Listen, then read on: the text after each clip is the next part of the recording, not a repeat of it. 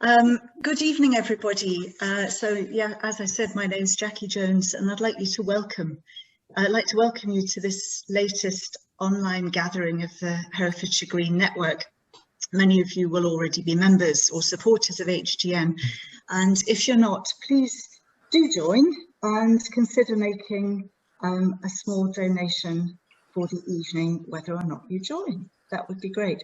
This evening's the launch of our new initiative called Building Sense, Creating Comfort and Cutting Carbon. And quite how this is going to move forward in the future will largely depend on your feedback today. So it's going to be a busy session. We'll be hearing from a number of speakers and contributors. And our plan is to run through till just before 7 o'clock. We'll try to fit in a few questions before the end of that structured session. So do put important questions into the chat, and please flag them up with a Q at the start, just so they stand out from other chat. Because my colleague Gordon Coppock, give us a wave if you're there, Gordon, he's there, is going to be scanning the questions to see whether certain key themes are emerging. Then at 7, for those who want to and can spare a little bit of extra time, we'll continue with an informal chat session, the equivalent of going to the pub afterwards, but you'll have to supply your own drinks, I'm afraid. Good. First of all, though, I really must thank first our speakers, all really busy people who've somehow squeezed in this event and the preparations into their schedule for us. So thank you for that. Thank you all participants for being here. And thanks to my HGN colleagues, in particular, Gordon and Wendy, pulling the levers. I want to say Gordon on bass and Wendy on drums, but that's not quite right. Great. So Wendy, could you show us the first slide then, just so we can run through the speakers? I don't know whether we've still got people joining us at this stage. So we're going to set off with a bit of context from me, plus inputs from Matt Looking from Herefordshire Council and Gordon Coppock from HGN. Gervase Mangwana, we haven't got the view quite right yet.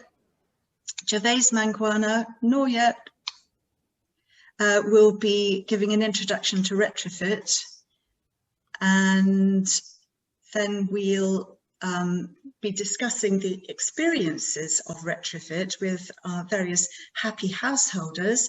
And I can see that Jane and David Straker are there. And so, hello, I'll be calling on you for a little bit of input later on. We've then got, we're going to hear from Rosemary Coyne from Connexus about plans for large-scale retrofit in Herefordshire. Councillor Ellie Chowns is going to talk about Herefordshire retrofit aspirations and plans. Andy Simmons will take a look at the AECB retrofit standard and what that's for. That's perfect, Wendy, thank you. Then Greg Jones is going to be looking really at professionalising the process, the role of the retrofit coordinator, and I hope there'll be time to look quickly with Kaye Welfare from Evolve at cavity wall and loft insulation. Kaye has very kindly said, if you can't fit me in this time, don't worry. So off we go. We're now going to do a few polls. How many people have we got here now, Wendy? Are you able to launch a poll? Yeah. Great. So we've introduced the speakers and some of ourselves, but we can't possibly ask everybody here to introduce themselves.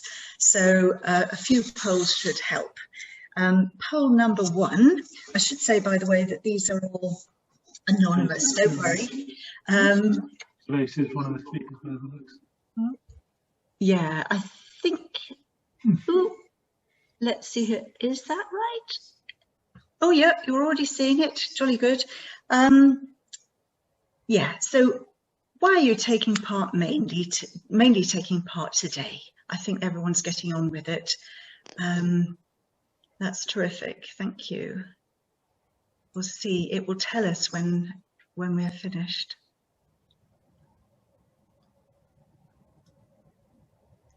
Yeah, pretty much there, I think. Ooh, ooh, ooh. This is really useful to see, by the way, for us as organisers, also for the speakers to have a sense of who they're talking to. So lots of people interested in retrofit, quite a few retrofitted householders. I realised this is on, and then this is a beekeeper's after 7. That's it. Good. Okay, we'll end the poll here then. Wendy, not everybody got there, but not to worry. Oh, you might be interested in it. That's Wendy's emails. Yeah. Yeah, that's really useful. Thank you. And I see we've got some building professionals interested in retrofit, so that's great. Six of those. And I think we've had some people who joined us who haven't muted, so please mute yourselves in case your cuckoo clock goes off. Wendy, can you launch poll number 2, please? And I know some of you are joining really in a professional capacity or representing a community, but this is really for your own home. We're going to be asking the way that you mainly heat your own home.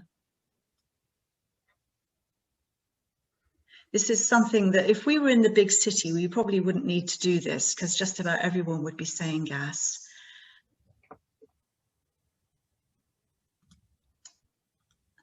I should say, if you've got an Aga or something, just yeah, say what it runs on.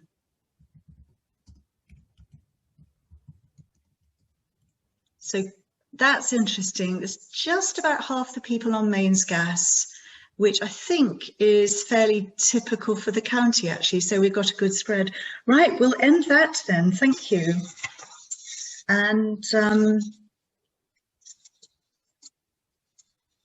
bash on. So a little bit of context then from me. A couple of weeks ago, when we had the really cold weather, I had 2 chance encounters. One with a neighbour I bumped into. Lives in a big, cold stone farmhouse. And she said, if it gets any colder, I don't know what I'll do. I'm already sleeping in a 4-season sleeping bag with 2 duvets, 3 hot water bottles and a dog. And there's ice on the inside of the windows. I spoke to somebody else who said, we just got our combined gas and electricity heating bill.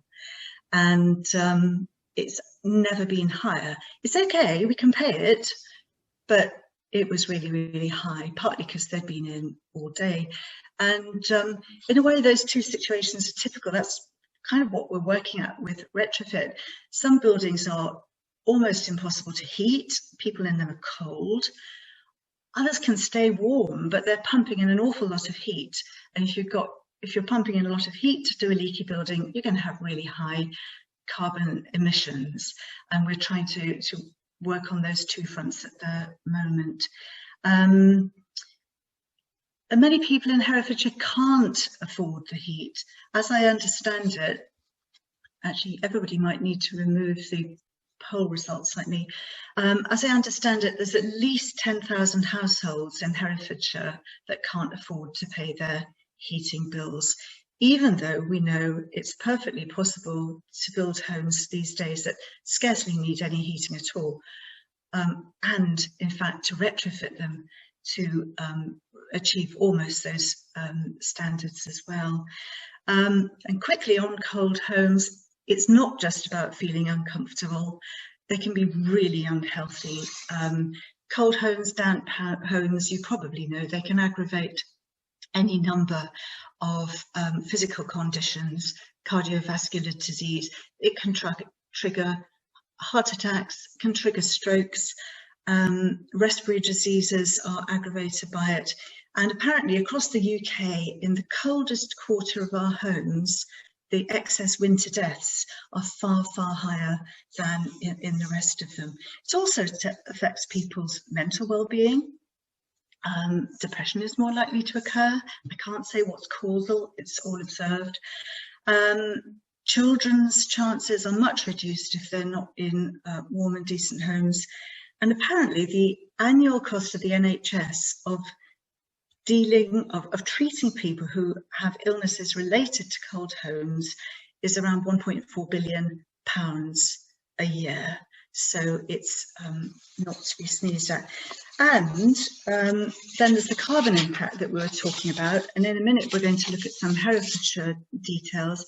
But basically, and it's not just homes, we know there's non-domestic buildings, but the UK has got about 28 million homes, vast majority of which need to be improved by having retrofit work done.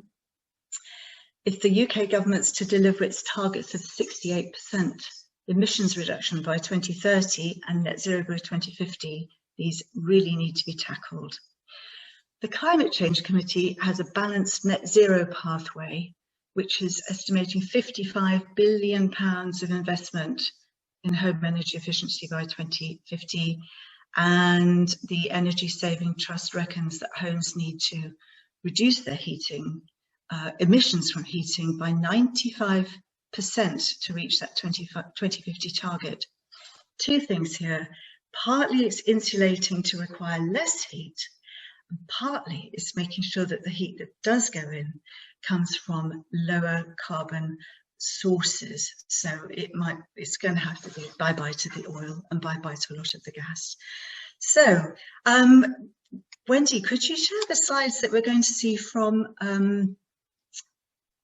Matt Locking, please, and from Gordon, as they'll show us some specific Herefordshire details.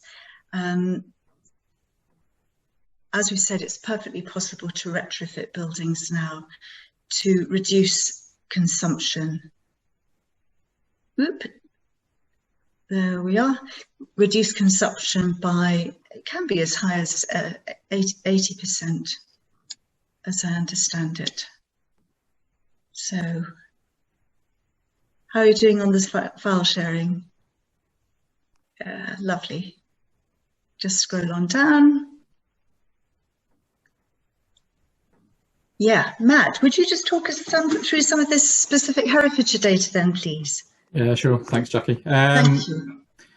So yeah, just to say, I think there's some really good points there around, health and housing and whatnot. A lot of this data is taken from the Housing Conditions Survey that was commissioned back in 2019 and was done by the Buildings Research Establishment, so BRE, so nationally world recognised organisation.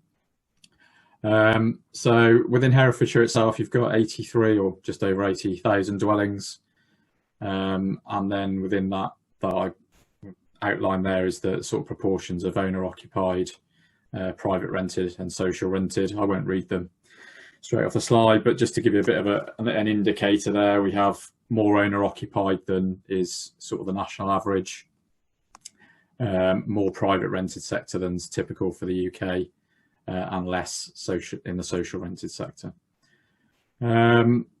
Next bit down to do with sort of the size of housing. Sorry, Wendy. Sorry. And that kind of 40% detached, 22% semi-detached and 23% terraced is just really showing that there's a lot more, or a significantly higher proportion of larger properties within Herefordshire. So yeah, and that obviously contributes to the energy efficiency of some of those as well, with the exposed envelope to the outside, particularly in winter. Next slide, please.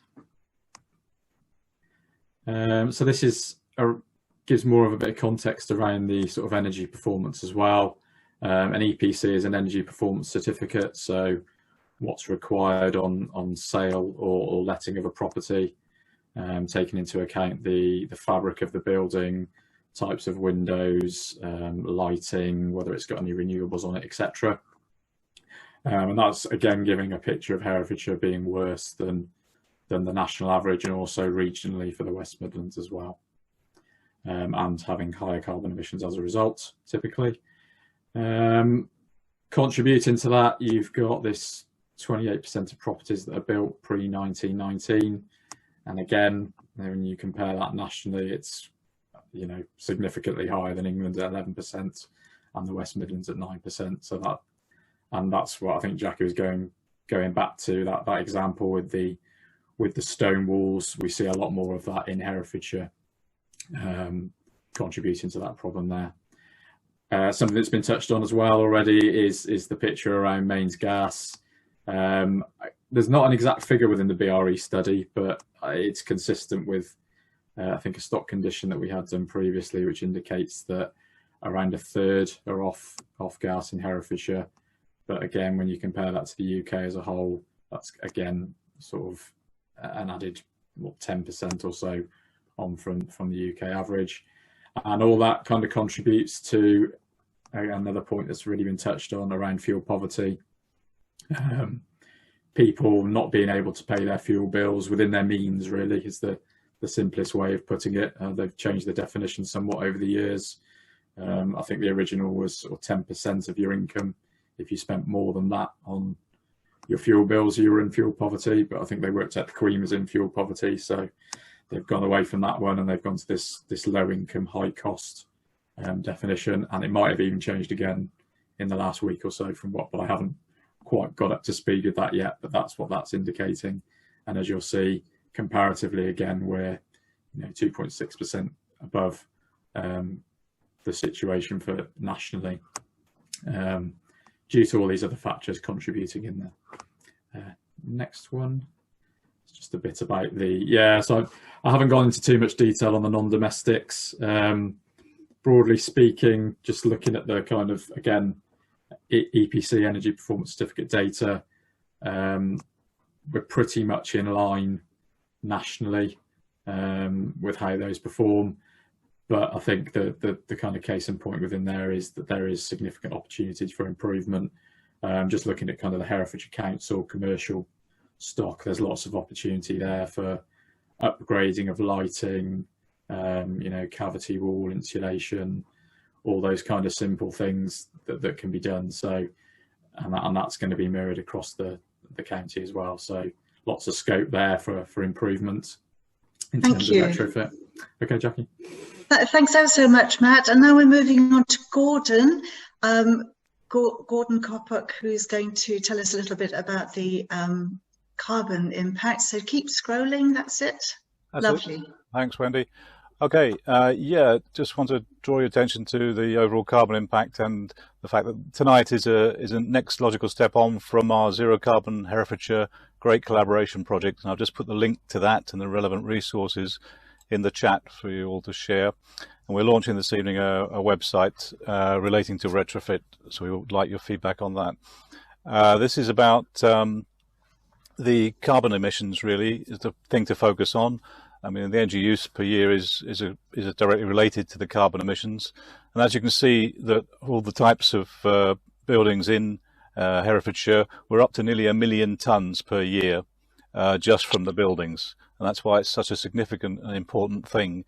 So in the top 3 actions that we have to follow up in order to reduce our carbon footprint of the county. So we move on to the next slide, please, Wendy. And can I just jump in there, Gordon? It was looking, if you go back, that the residential sector is about 40% of the total. Yes, on carbon emissions. Yeah, but this evening's about residential and other buildings as well, and commercial. We're trying to give a broad approach to it. So it's important on all areas. But yes, we have as Matt's mentioned, we've got a lot of issues with the housing type across the county. This is data, by the way, from 2020 from the UK government latest figures, and this is basically the split showing you the relationship of where the energy use is in amongst other actions. As you can see, most of it is to do with the energy use by our buildings, both residential and commercial, and the remainder is transport. But we're not discussing transport tonight. We've got another set of steps for that. But it's very, very significant, and that's why it's so important we do a lot about it to reduce the carbon footprint. So the next slide, please. Okay, that's it for the moment. That's it. We'll come back again with more. Yeah. Thanks ever so much, Gordon. Yeah, well, as you can see, my next job is to call on Gervase Mangwana. So Gervase, while Wendy's sharing your slides, which should just follow on from the last lot, actually, Tell us a little bit about Waxwing Energy. You're based here in Herefordshire. How you've been involved in retrofit up to now. Well, when you get your slides ready, and then take us through. You're going to be looking at the basics, if you like, of retrofit. Yeah, hopefully. I haven't presented online before, so do bear with me if you can. So yeah, I kind of changed my life about 12 years ago. I used to be in music, and I studied and went to CAT to do a course at the Centre for Alternative Technology in Wales, to do a course on renewable energy, but it was also on the built environment. I was living in Manchester at the time, and it struck me again and again through the kind of introductions that we were given that the existing housing stock was really it kept on being referred to then as the elephant in the room, and it sort of continues to be that, really. So coming out of that training, I focused on retrofit, and up until a couple of years ago, I lived in Manchester and I still am involved with an organisation called the Carbon Co-op up there, who are now running one of the government-funded pilot schemes for an end-to-end retrofit service. But for about the last 6 or 7 years, we've been doing. They've been doing it on a sort of slightly more shoestring basis.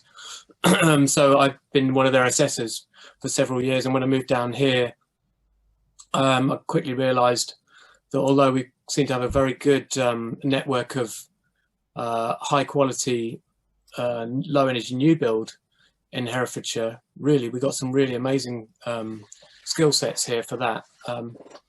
The retrofit, partly through being a much more difficult challenge here, was a bit far behind, and the Carbon Co-op kindly agreed for me to be able to use their tool to replicate the work down here, and so I've been doing that along with still doing it in Manchester. And in fact, there are a few people on here who've either been through that service or are currently in it.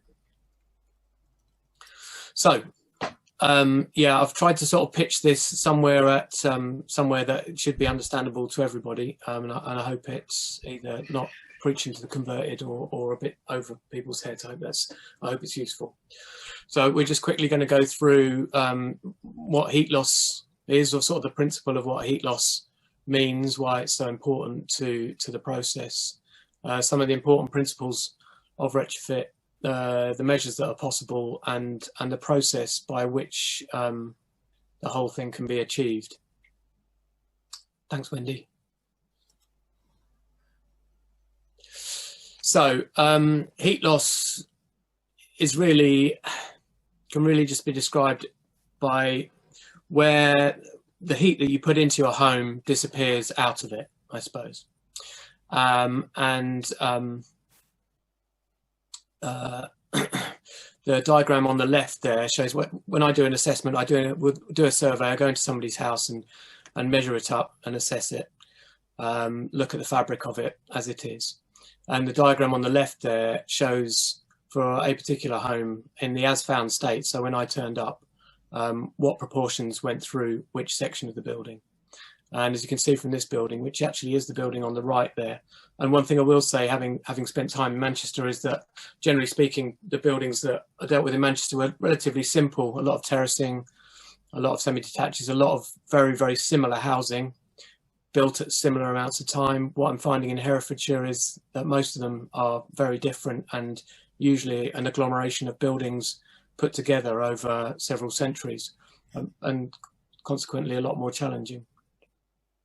And the diagram on the right there is an example of that. So this is just a little thing that I do for myself when I'm doing a survey, knock up a little picture of it, don't put the windows on because I do them sort of separately, but those different colours represent the different elements that I can model, and I use a model that that then spits out the information that's on the left.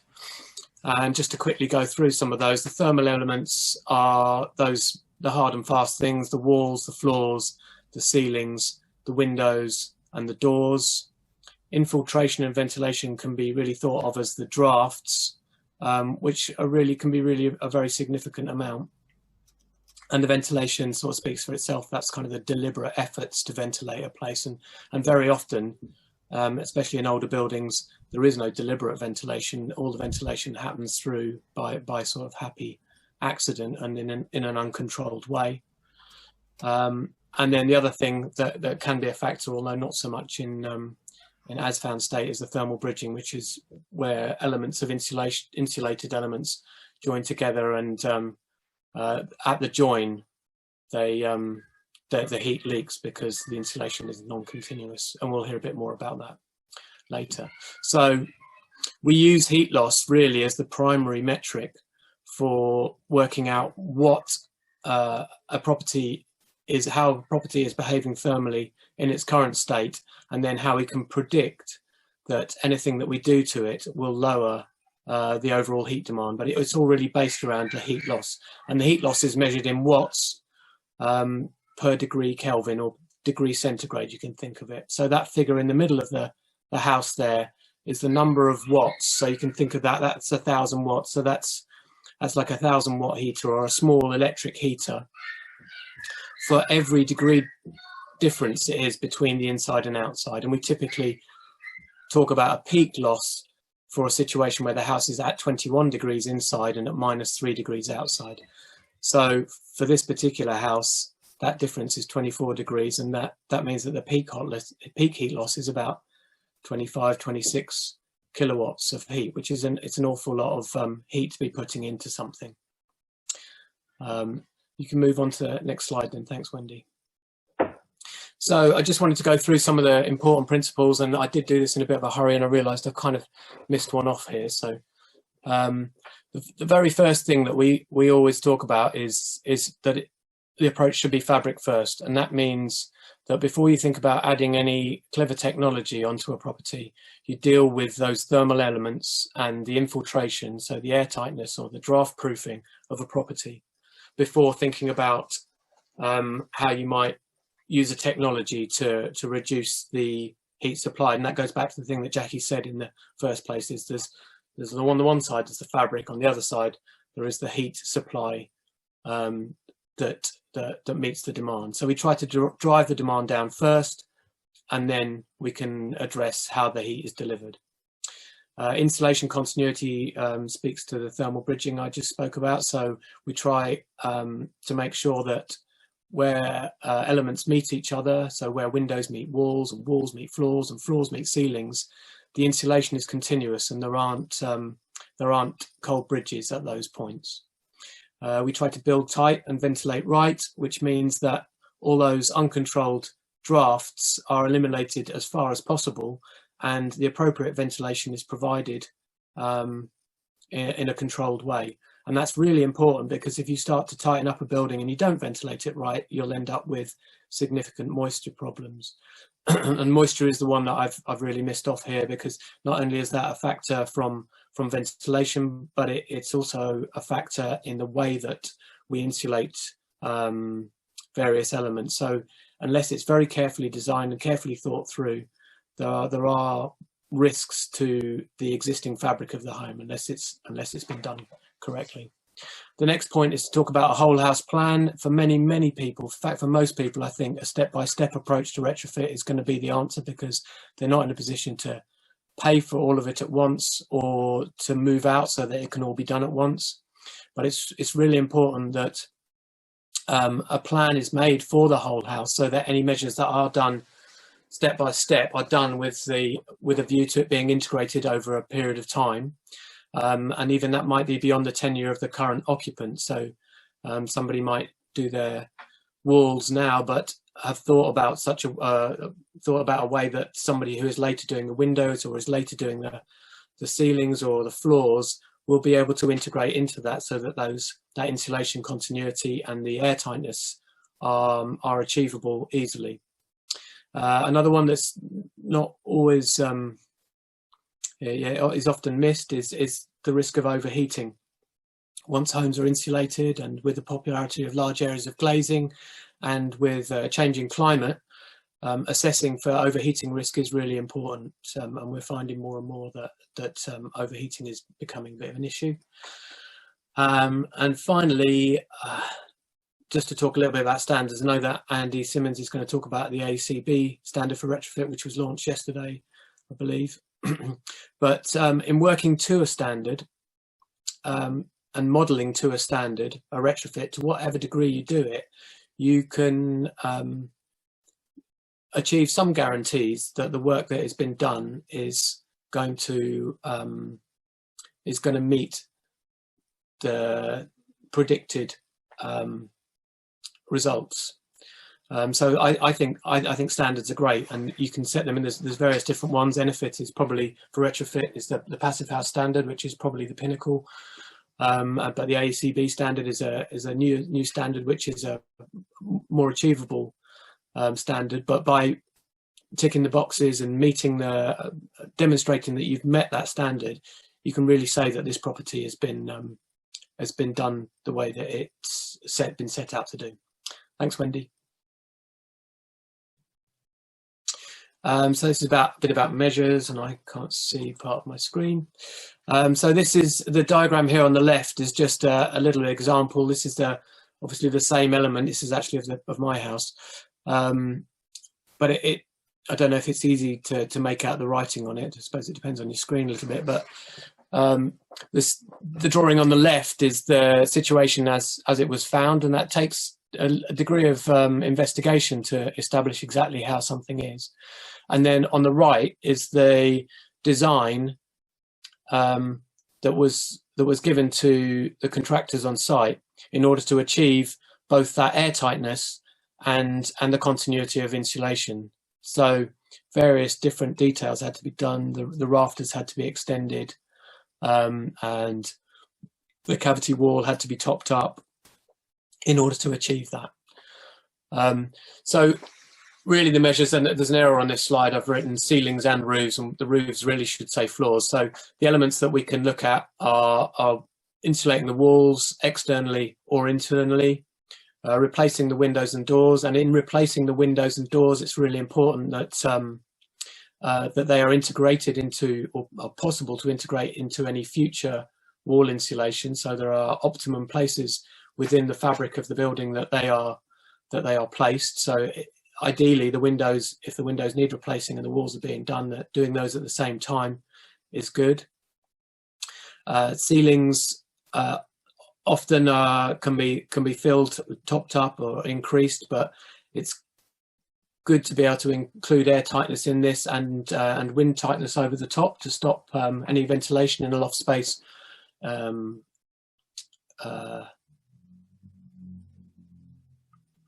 having effect on the insulation below. Sorry, Wendy, that's me just losing my place a bit. So that's just to say that. And floors either come in two flavours: suspended timber and solid floors. Insulating solid floors in existing houses is quite a big undertaking. It usually means digging them up and replacing them, which isn't for everybody. Suspended timber floors have their own issues in terms of the moisture risks that I was discussing before. And then in all of that, we try and make sure that air tightness has been addressed. And then the biggest driver for me at the moment for contacts that I'm getting is that people who are on oil boilers, usually a couple of decades old, people know that they're either coming to the end of their life, or they have an intrinsic feeling that they're not, they're no longer suitable, and so they want a heat pump, and they've heard about heat pumps. But really, what I'll say to them is that they really need to look at addressing at least some of, or if not all of, these previous fabric meshes before a heat pump is appropriate. And then the ventilation needs to be addressed so that the house is appropriately ventilated. And there's a couple of options for doing that. The optimum being heat recovery ventilation if the other measures have been done to a high level. Okay, thanks, Wendy. And then I just wanted to talk a bit about process, because I think this is the difficult bit. And for many years in Manchester, we would go through the assessment process, and then people would ask what were they to do next, and could we recommend any contractors. And we've got to a stage in Manchester now where that's being realised, and we can. But we're just starting out that journey really in Herefordshire, and I'm just feeling my way here and finding I have found the odd contractor, but it's still a little bit sporadic. and I'm trying to meet people and find people to make recommendations for.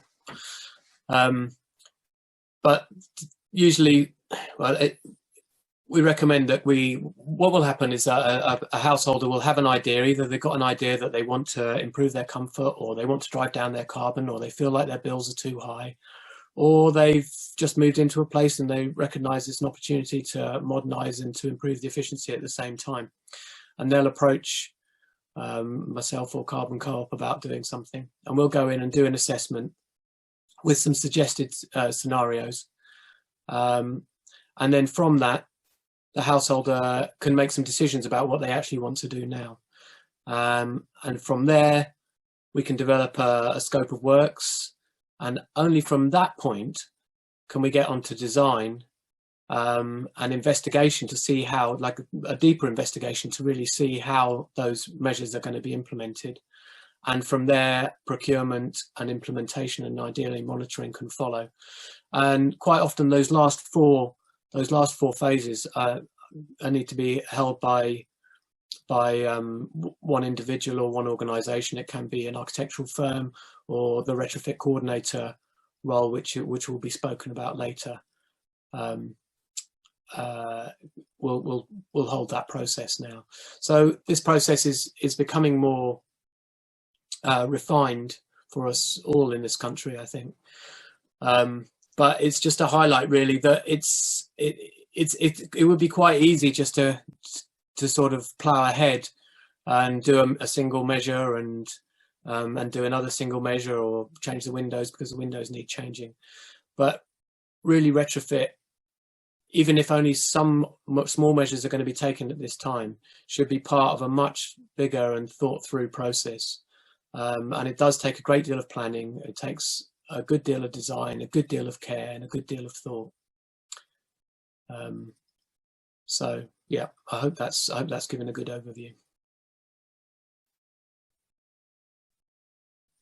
Yeah, thanks ever so much, Gervase. That was terrific, and it's interesting. Well, lots of interesting elements there, but if you're not one of the speakers, would you please mute yourself just now?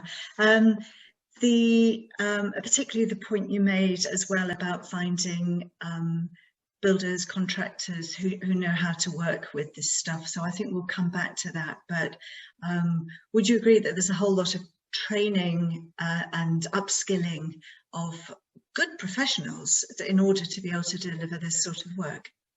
Absolutely, yeah, absolutely. Yeah. And generally what I do find in Herefordshire, in contrast to in Manchester, and I'm not entirely sure why this is, but I generally find that the quality of work here, it is a lot better. I think it might be something to do with it being less dense, and the density of contractor in a big city means that people can be a little bit more hidden. But yeah, generally what I'm finding is that there's a high quality of contractor here. So you know, on that note, the prognosis is quite good, but it will need the training. That's great. So I know, Gervase, you've retrofitted your own home, and we're now going to hear from a whole range of people who've done that, or indeed have been looking at a non-domestic building for retrofit. So that I hope we can fit everyone in. We're tight on time. I might come back to you, Gervase, as we've heard from you a bit. We've got Alex, we've got the Strakers, Beth Williamson, Wendy, Tony Fagan, and Graham. You know who you are, so it might be worth you unmuting at this stage so that you can jump in. Alex, can you hear me? I can't see you, but can you just say hi? I can hear you well, yeah. Oh, that's fantastic. Brilliant. Thank you. So, Alex, look, your home is an old detached stone house. I think you told me 18th century. Never mind. Yeah. Yeah, and, I mean, we're not in an AONB, but we're in an attractive part of Herefordshire. That's within sight of the border and the Black Mountains. Great. And so aesthetics was an important consideration. And we were concerned about doing things on the outside of this building it was a stone cottage when we bought it. It's 180 years old in its core part, and there was an extension done in the 40s to 50s. My wife and I are both very keen about green issues. I've been concerned about, deeply worried about climate change, like everybody on this call, no doubt, for a long time, since the 80s. And, I'm one of those longer in the tooth that Greta Thunberg has complained we haven't done enough, and quite rightly so. But we have tried, and about 9 years ago, in 2011, we bought the house, stone cottage, no insulation whatsoever, just stone. Electric heating, it must have cost a fortune to run and must have been quite uncomfortable to live in at times, especially with intense heat outside or very cold. So we, not being an expert at these things, we zeroed in on a local builder who happened to be based in Herefordshire called Mike Whitfield, who apparently no longer does retrofits of this kind, so we're quite fortunate. There weren't any grants or anything available for us, and the additional costs of the measures we did were something in the region of at least 20,000. And conservatively, we were thinking, well, about £1,000 a year, and that's probably conservative now. We measured up. We were very highly motivated green-wise. From a financial incentive point of view, no grants available. It wasn't that compelling, but we did the best we could. We aimed for passive house standard. So like a big tea cozy over the whole of the stone cottage, we did it on the outside. The builder built a wooden frame around the outside and filled it with cellulose insulation.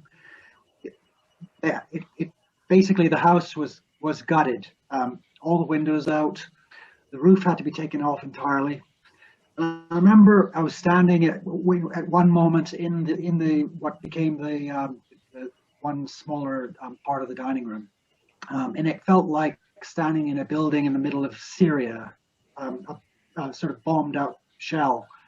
I thought, what on earth are we doing?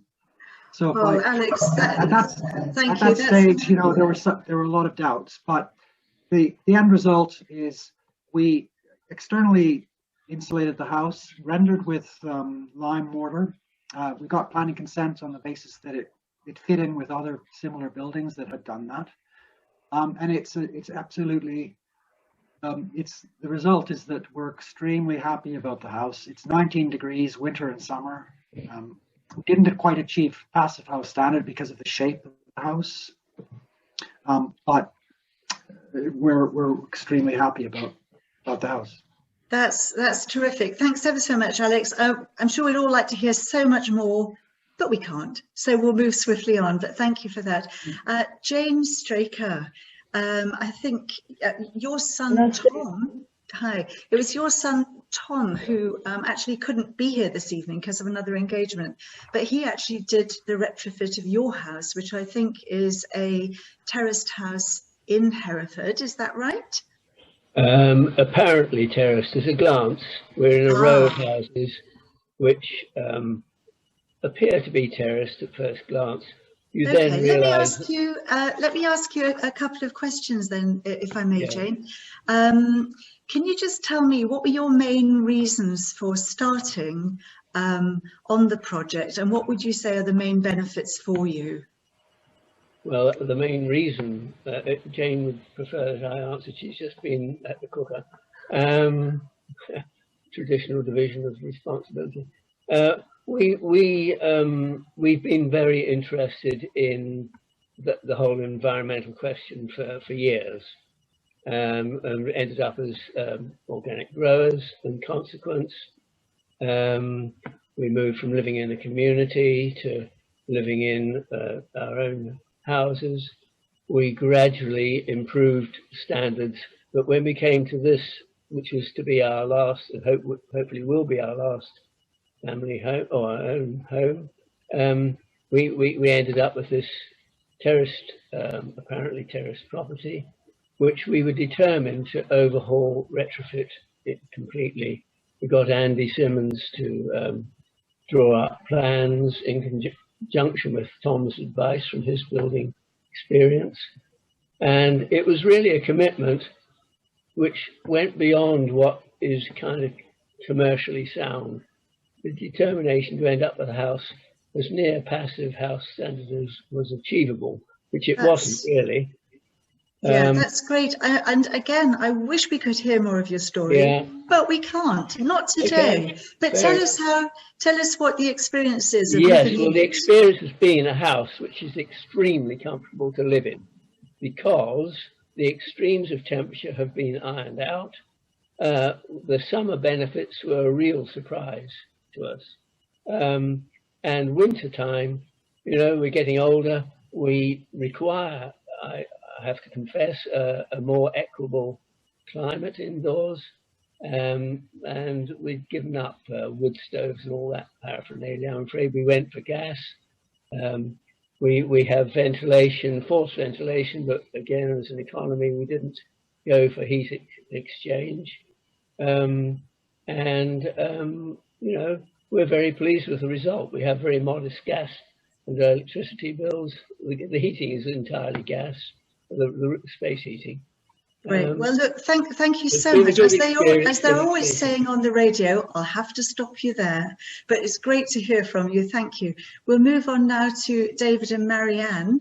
The houses we've heard about so far have been done basically to passive house or Enerfit standard. David and Marianne, you've taken a different approach. You've been doing much more of a largely DIY approach, I think, to your retrofit. I'm speaking because actually David is still out somewhere. Oh, Marianne, well, good to have you. Good to have you here. And actually, I don't know as much the detail as David does because I have not been here all the time that the work was being done. Well, you know what it's like to live in, so tell us what it's like to live in. I do. When we first moved in, it was very, very cold with an ancient oil-fired central heating system, which we had to take out because it was leaking.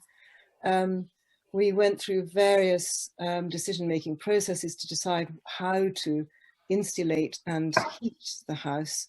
And in the end, what we've done is as extensive an interior fit of insulation as we can, which means we have insulated floors and we have insulated the whole of the front of the house on the inside with, I can't remember, all sorts of sort of insulation foam, basically.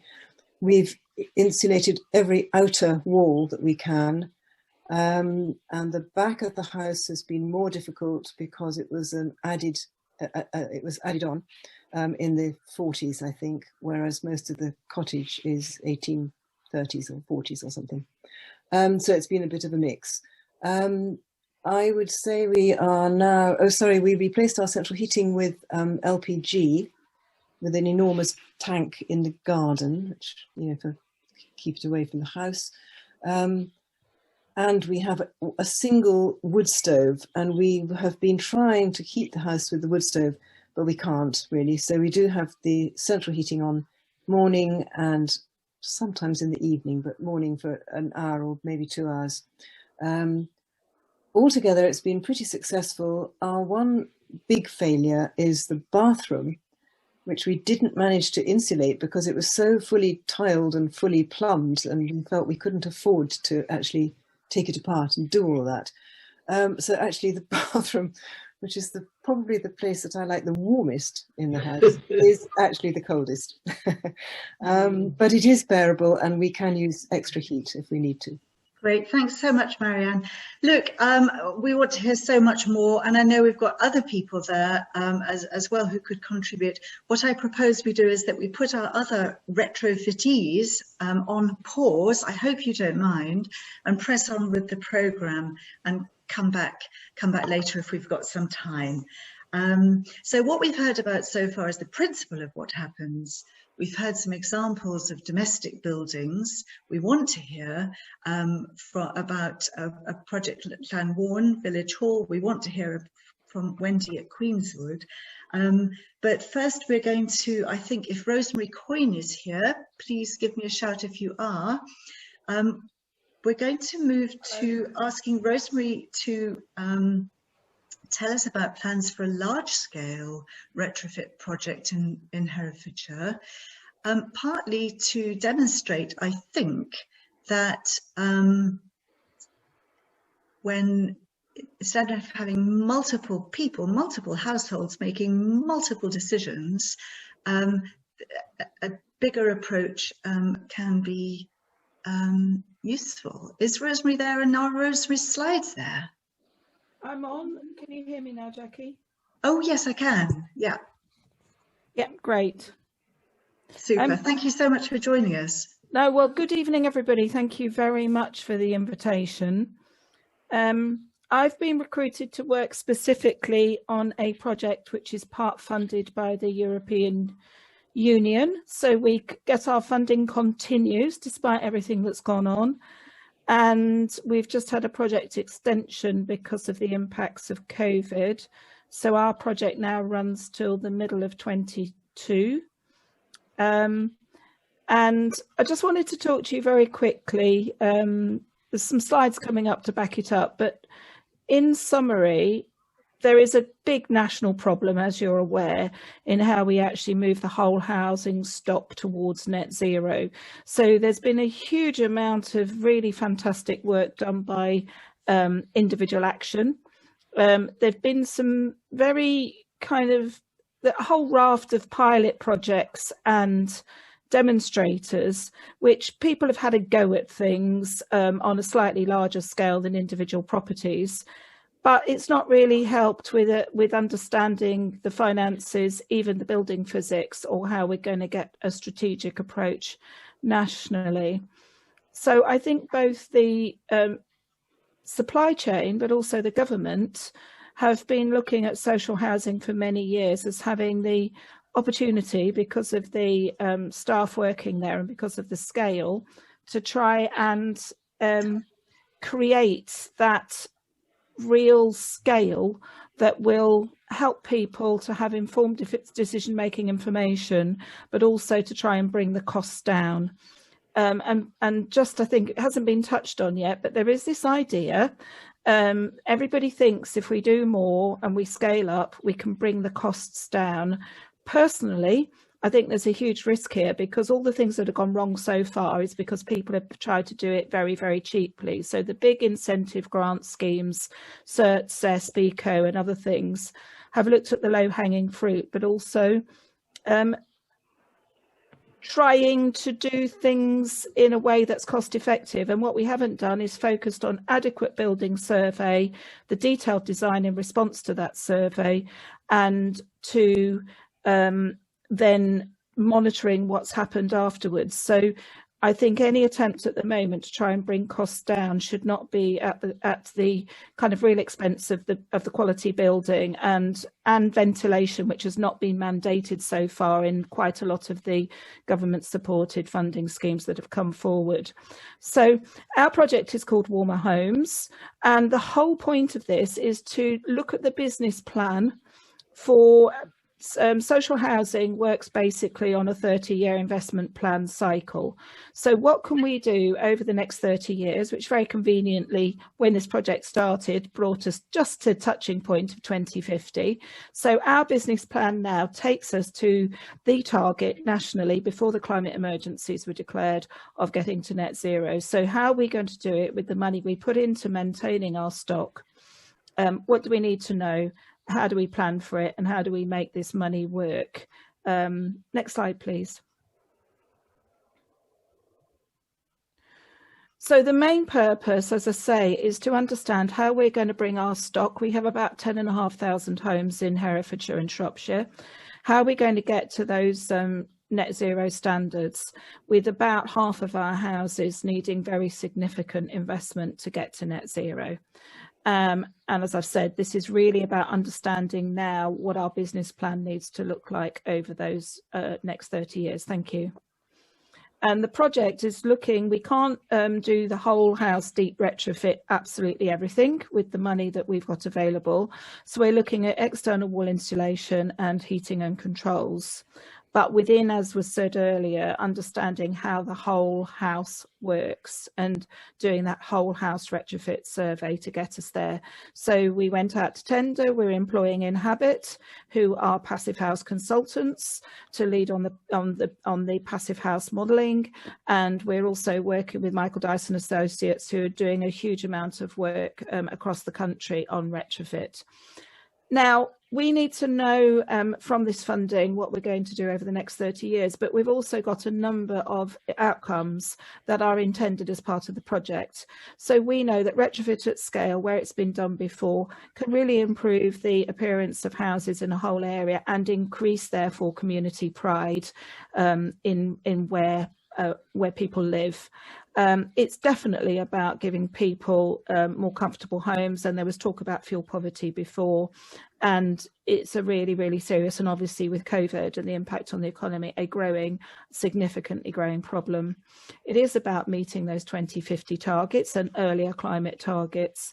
It's very much about understanding how, by committing to a pipeline over decades, that the supply chain will respond with research and development, creating jobs and growing those businesses, and how we make that local is really important. All the research that's going on at the moment, the supply chain says they really cannot cope with the disruption that's happened with the stop-start nature of these government incentive programs, many of which finish on March the 31st of whatever year it happens to be, pushing people to do the external wall insulation in the middle of the winter. So there's quite a lot of things that we want to try and address by understanding how we're looking at a long-term programme. And fundamentally, the Holy Grail still is understanding how we're going to get a national model for financing this retrofit. So people who are able to pay and have got the passion to kind of find their way through the really challenging task of understanding materials options, where the supply chain is and so on, have done a great job. But a lot of people are not able to pay, and we need to understand in all tenures how this is actually going to work at a national scale. So there's quite a lot of work going on around green finance, but even for stockholders who seem to have lots of assets, trying to do a whole house deep retrofit all in one go is probably not viable, partly from an equity point of view, because how can you spend all of the money you've got on a very few homes to bring them up to that net zero standard in one fell swoop, whilst you're leaving everybody else waiting for that to happen? But also it's looking at how we get to EPCC, which is the next big kind of target, on a no regrets pathway to net zero, and that's really important.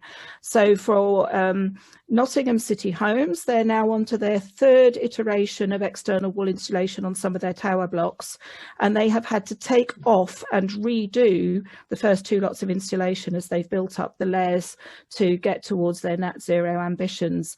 A complete and utter waste of money. This is why we need to really understand the financing picture and a no regrets pathway. So the whole point of us working with Inhabit and looking at the PHPP modelling is what can we do within the budgets as they come forward on our cyclical kind of replacement programme, so that we do it once, we do it right, and we don't have to take out anything that still has a value to it before we carry on and do the rest of the work. And this of course ties in quite a lot to the circular economy as well. Next slide please. So what we're actually doing with this programme is 172 homes altogether. From the point of view of Herefordshire, we're looking at 70 solid wall homes in Hereford city centre, and we're looking at 52 flats and 8 ground floor shops. Next slide, please. And ignore all of the little places that you may or may not want to visit on the outside of this slide. Just look at the cluster of the properties in the middle. So we're working in quite a condensed area. So one of the really interesting challenges we've got is that certainly experience of retrofit in Hereford previously has been that some of the really big national kind of contractors, they can't get enough staff who are prepared to travel to work in Hereford, and also the delivery of materials is really constrained, you know, because of the nature of the city and the travelling across it. So just some of the kind of things that have to be taken into account when you're looking at scaling up retrofit. Next slide, please.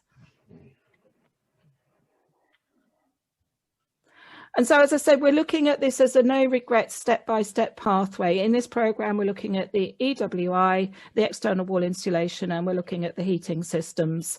Where we can and where we need to, we're replacing windows and doors.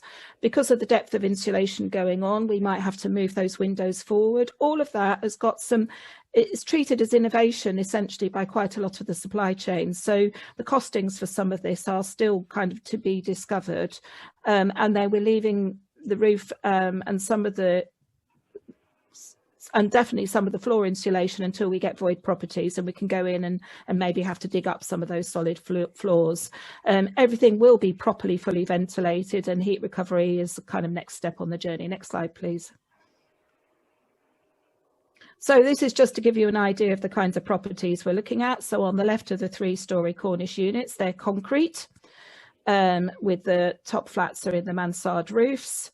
And on the right are the solid wall properties. So for people interested in new values, you can see what we're aiming for on the left. We are looking, and as you saw on one of the slides earlier, that in order to get the depth of insulation, which is going to be about 200, 250 mil, the eaves of the roofs have got to be extended, for example. And I'll just throw up here now, one of the issues that we have to face on a national debate is if social housing does have the opportunity through the way they manage their stock and the investment in it to kind of lead the charge at scale on national retrofit, what do we do about the people in the adjacent properties, and how are we possibly going to bring them forward on a no regrets solution? So the affordability of doing that depth of external wall insulation with eaves extensions, with the how do we do the below damp proof course, are all things that we'll be testing out in this programme. And I know Matt's on the call, and we've been speaking already about ways that we can work with some of the government funding for some of those properties that are adjacent and where people may not be able to find any money themselves to do any of this work. It obviously makes sense to try and do as much as possible at the same time. Next slide, please. Oh, that's not mine. Oh, maybe that was the last one. I was trying to... your last one. Yes, it was indeed. So yes, okay. I'll leave you on that challenge then of it's all very well to try and do these big scale demonstrators, and we really hope that we're going to be able to produce something that's nationally leading for Herefordshire.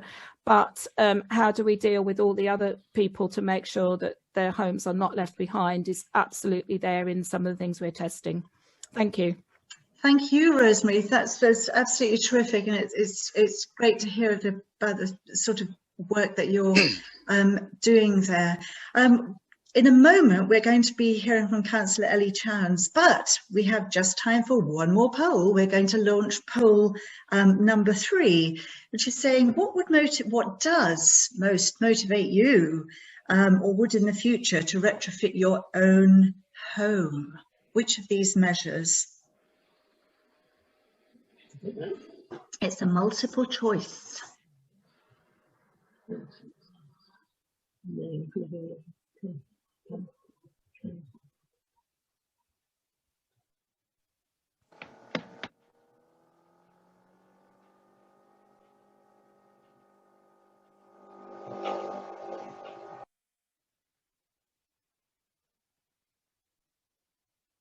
Come on, everyone. 85% of you have voted, or perhaps the rest of us are people who can't actually vote like me.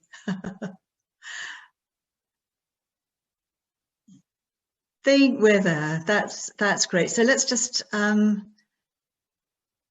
let's just have a look at that. So while we are Herefordshire Green Network, so we know that we're expecting cutting emissions to be high up there, but look at that, improving levels of comfort, reducing heating bills, which is also security for the future when you don't know where your bills are going to go.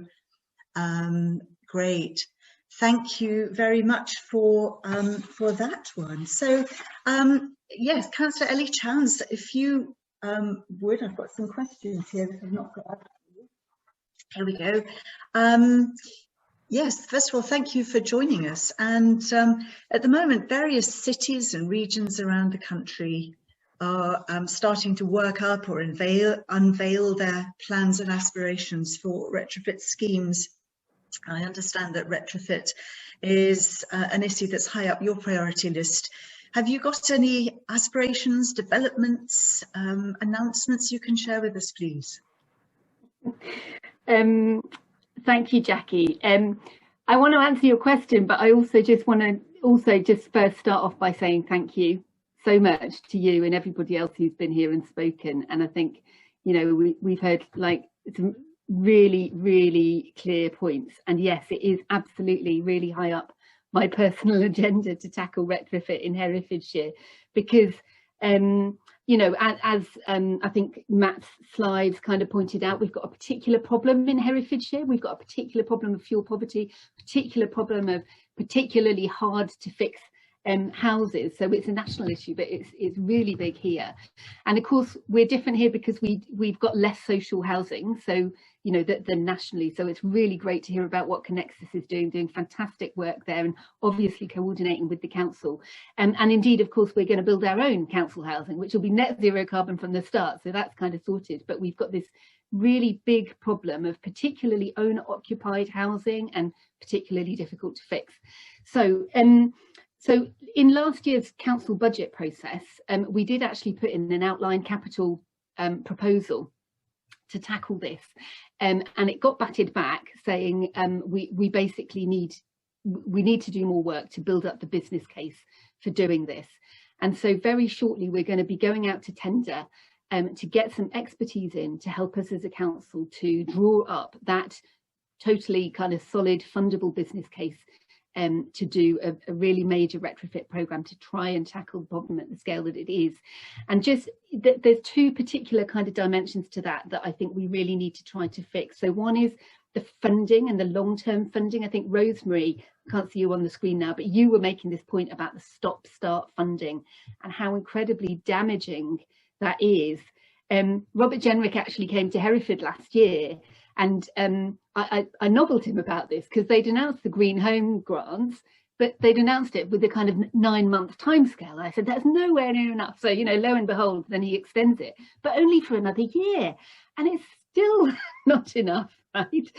So we've got a real problem there. You know, we need a funding strategy, and I think we could do this. This is what I would like us to be able to do in Herefordshire, find a funding strategy that's got a kind of 10-year time horizon that creates that level of kind of, you know, it's not certainty, but kind of at least solidity and stability, so that the market has a bit of time to respond, right? And also so that it's a bit more flexible, because there's a bunch of other options that we can do apart from just sort of central government grants plus people putting in their own money if they've got it. So there are options that we need to explore, like community municipal investment, like, you know, utilising councils' abilities to borrow capital at low rates, like land charges on owner-occupied property that only become due once the property is actually then sold and the additional value is realised. So there are these, you know, so there's a big job to do in terms of working out how we can mobilise the finance. And I think the council has got a role in kind of underwriting that, underpinning that somehow. And the way that we need to do it basically is to kind of commission this piece of work that I hope will be a kind of 3-month piece of work that will give us the document that we can get kind of sign off on. Yes, this is the kind of the solidity of the modelling that we need. And so that's the finance. But the other side of it, and various people have touched on this, Rosemary and various others, Gervase, about the capacity. Gervase, you said we've got a fantastic kind of capacity in Herefordshire for new build, especially, you know, really high environmental quality new build. And we, as a council, we're trying to kind of help drive that by working on a supplementary planning document to drive up standards, environmental building standards for new build, and also for kind of you know, extensions and so forth, to kind of piggyback on that. But what we do seem to struggle with is the supply of the capacity in terms of the contractor side of it.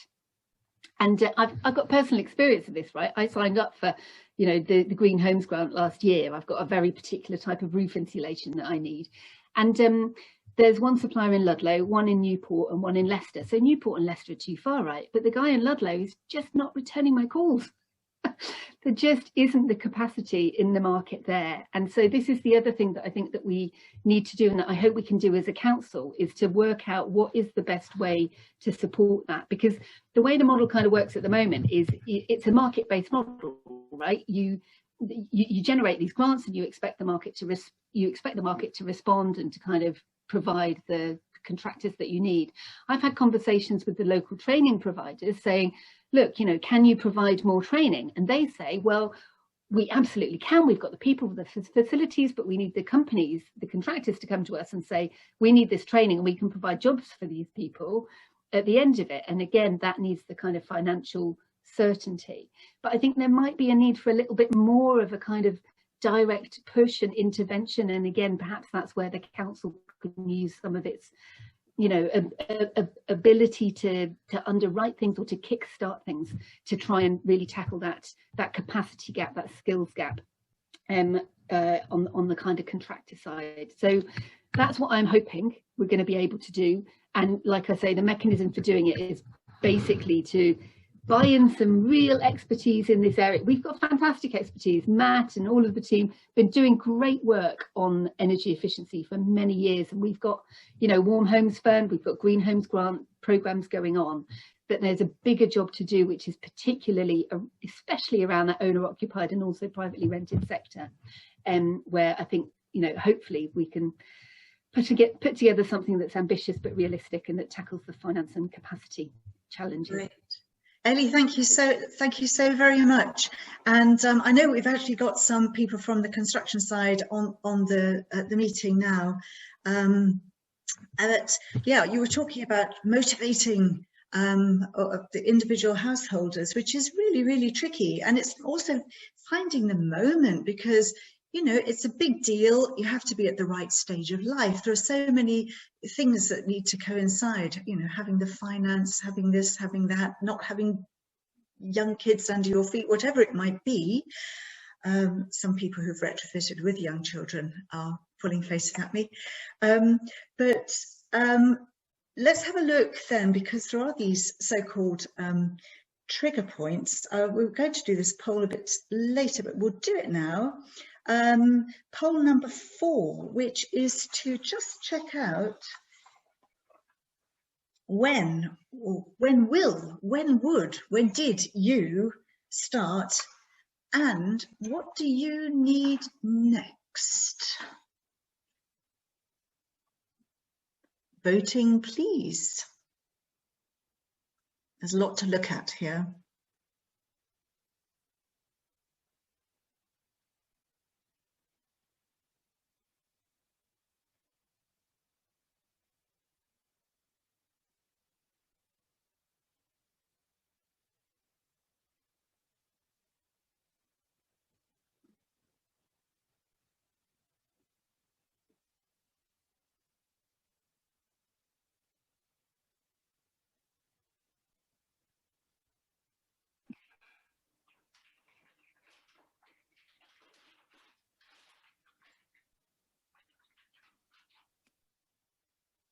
Thanks for your message, Kaye.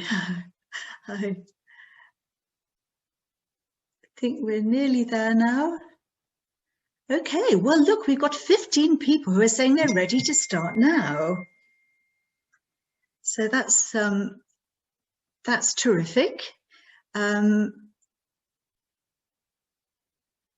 We've got 16 saying they would like unbiased advice and like the idea of a whole house plan. It's multiple choice, they may be the same. And good builder or installer is, I've got a message in the way of my thingy, so I can't read it. Yeah, needing a good builder or installer is actually our top requirement for getting going. Terrific, thank you ever so much for that. Now, we're next going to hear from Andy Simmons. We're running awfully short of time, so it's all going to have to be a bit quick.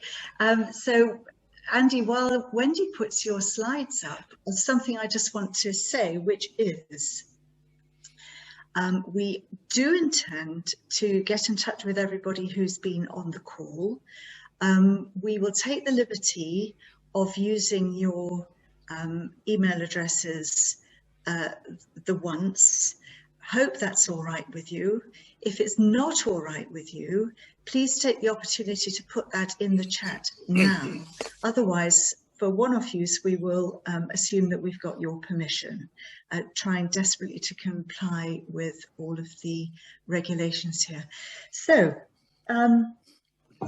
Andy Simmons, you are, with your practice, Simmons Mills, you've been responsible for delivery of new passive house buildings and deep retrofits. You've got a role within the AECB, the Association for Environment Conscious Building, which is really keen to support deep retrofit, and you've just released a new retrofit standard.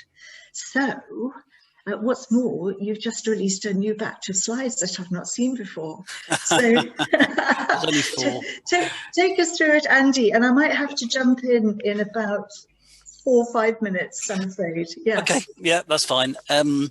So 2 hats. I run the ACB for half the week, which was set up in 1989, 1,200 members. We've been sort of talking about environment conscious building since 1989.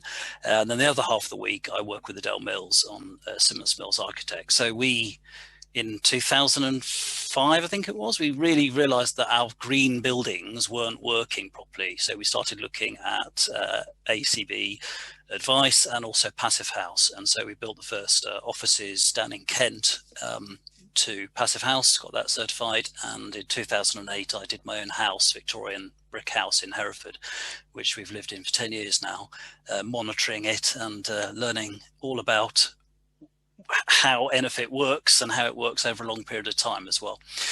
So what I just put these 4 slides together for was to sort of just identify some concepts as to what the ACB has been looking at recently, leading up to just saying something about this new building standard. So the first slide, which you'll have got a cheeky glance of, there you are. Yeah, this is just a bit of context really, because this is what we're trying to get to the bottom of at the moment is the balance between how much improvement of buildings do you need to do in order that it sensibly meets the decarbonised heat supply, which is already being worked on, but it's a massive challenge. The 2 go hand in glove. And when you say the ACB is promoting deep retrofit, we've been exploring deep retrofit, but we're not necessarily promoting it. We're trying to understand what level is appropriate. So this is just a summary in a way of what is happening to the electricity system. So electricity in this country is being supplied and it is being decarbonised. In some very rapidly, but as we go through time, it's going to get progressively harder to decarbonize it. But this red line is a sort of a summary of all the different forecasts. It's a sort of central point there, but you can see that it does suggest that we are heading towards a very low carbon electricity grid. Now, there are other ways to heat buildings, there are other ways to do it, but I think most people are assuming that electrifying heat is going to be a significant portion of how we decarbonize heat. So let's just work on the assumption that we're going to be electrifying heat, and the technology that's most associated that with is with heat pumps, different forms of heat pumps to heat buildings. So if you go to the next slide, please. Right, so what these 2 slides are trying to illustrate, the concepts they're trying to illustrate is how does that impact in terms of CO2 emissions. So the ACB and the Passive House Trust are working on 2 building stock models, and we're talking to the National Grid Modelling Team, Committee on Climate Change and so on, because there are a number of different models looking at what happens if we do this to buildings, or what happens if we do that to buildings, and what is the impact on CO2 emissions, what's the impact on power consumption drawing from the grid and so on. So we've been sort of looking at that for a couple of years now, really. And so for example, I'm not showing the one that shows all of the stock, because we have a whole range of different buildings, some regional variations, but typical types of building. What I've just done on this slide is just shown a typical semi-detached house. And that's quite representative of a very large number of buildings across the UK, not so much in this county as we've seen. But so if we just think about a typical semi-detached house, on the left-hand side there, what that's showing is how many tons of CO2 are being kicked out from year 0, whenever that is, let's say it's this year, under different scenarios. Now that big blue line that goes straight up shows you that you're adding more and more tons of CO2 because you haven't improved the house and you've retained your gas boiler. And you can see the lines that are almost flat below that on the left-hand graph. That is a bunch of lines representing if you retrofit your semi-detached to different levels of retrofit. So there might be lots of external wall insulation, there might be just a little bit of internal wall insulation, there might be 2 different types of ventilation systems. So it's a cluster of options depending on how you approach retrofitting that semi-detached. So obviously retaining the gas boiler in terms of carbon emissions over a 60-year period completely dwarfs that. So push that to one side for a minute and look at the graph on the right. Now that is just saying, okay, well, we're going to have to move away from gas. Let's assume we look at putting a heat pump on this semi-detached of ours. And so what we've done here, so I've got lots of dialog boxes popping up. Let me just move that. So what we're showing here is the orange line, which starts just below 5 tons. This is, again, what this is doing is saying, if we take a heat pump, how much carbon is emitted in making that heat pump? Because obviously manufacturing energy, you know, incurs emissions, carbon emissions. So it starts here. It starts at this point here. Now, how much energy is taken depends on the size of the heat pump and the amount of refrigerant in it and so on. So this orange line here shows what happens if you just take an unimproved semi-detached, you don't do any retrofit measures at all, and you put a large heat pump on it. Now, there are lots of reasons why that heat pump might not do the job, but theoretically it might heat your house and heat your hot water. It might not be very efficient because you haven't reduced because you have to put hot water, quite high temperature hot water through that house to get the heat in, and that makes the heat pump inefficient. So if you were to improve the fabric of the house, put insulation in, the water temperature is lower to get the heat in, and the heat pump can be more efficient, and it can be smaller. So these other lines here are our different depths of retrofit. A shallow retrofit where you can only do internal wall insulation, and then the sort of deeper retrofits where you can get a lot more impact for your money. And the 2 different types of ventilation system. Obviously the best performance with heat recovery, and the other one is just with extract only ventilation system. So what's the story? What's the story? The story is that although you emit less carbon by just banging a big heat pump on, because you're still using more energy, after a few years, you're emitting more. But bearing in mind the graph on the left, it's not that bad, is it? You know, it's still a pretty good response. So, because what we're trying to do here is find the carbon argument for why do a deep retrofit versus a big heat pump and no retrofit. But there are lots of other arguments about why doing retrofit. So just to make that clear, there are lots of very good reasons why you would want to do a deeper or a lighter retrofit. So this is an area that is still being debated within the Committee on Climate Change and other organisations. How much retrofit do we have to do in order to decarbonise our stock? Now, the other problem with just putting big heat pumps on poorly improved buildings is that over time, as we add hundreds or thousands and then millions of these things, the amount of peak power needed in cold winters will exceed what is available from the national grid, and we just won't be able to produce enough power.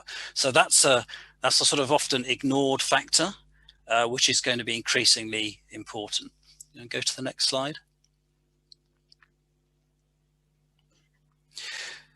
So this is I just wanted to sort of show you, sort of scare you in a way. So these are the sort of headline figures that you see if you want to retrofit your house to the ACB building standard. And obviously we wouldn't expect a householder with no experience to sort of necessarily immediately understand this. We would recommend that any householder who does want to get to grips, they know what the builder's going to be talking about, they know what the professional advisor might be talking about, is to undertake the training course, the ACB training course, and the links on the bottom of that slide there.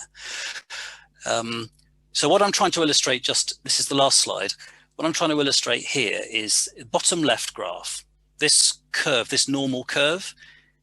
We haven't seen anything that would describe better how a retrofit program would work. This is just a standard adoption curve for any technology where early adopters on the left start to become active. There's some experimentation and pioneering.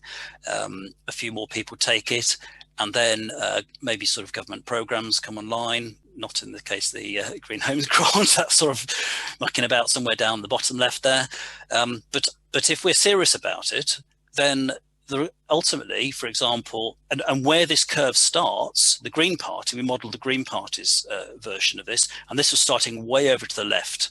We were going to launch huge numbers of retrofit projects. Now, it could be argued strongly that this curve is going to push right over to the right there, that we're not going to get our act together, and it's going to take many more decades to get through our building stock. But this is where we've kind of pitched it as ambitious, but not completely unrealistic.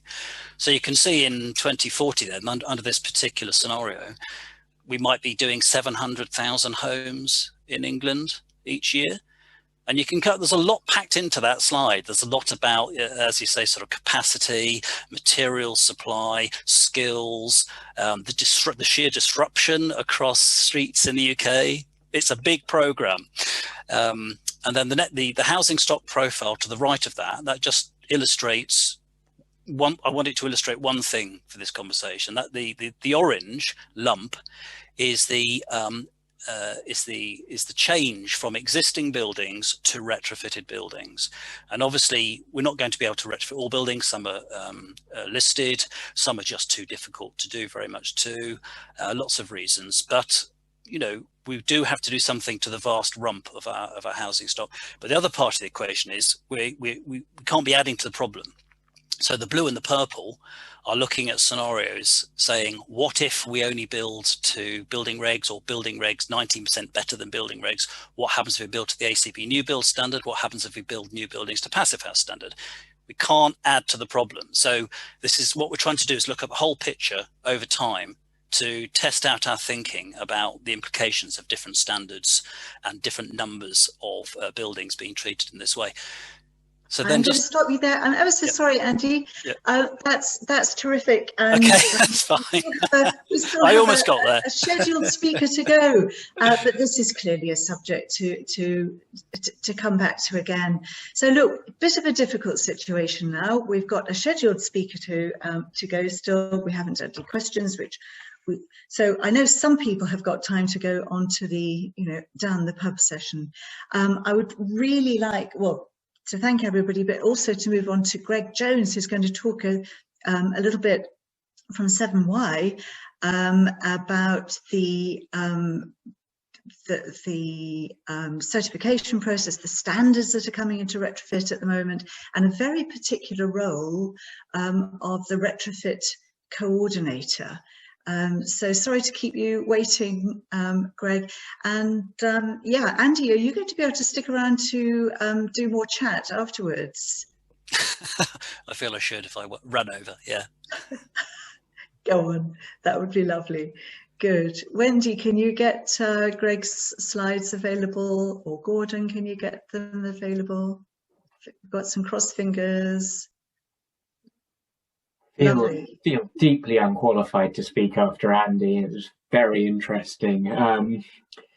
So I'm from Severn. I'll speak and try and remember what's in it. But so I'm Greg Jones. I'm from Severn Energy Agency, where I'm a project manager and I'm training to be a retrofit coordinator. We've got a couple on board already, but none of them were available or like public speaking. So I stepped in.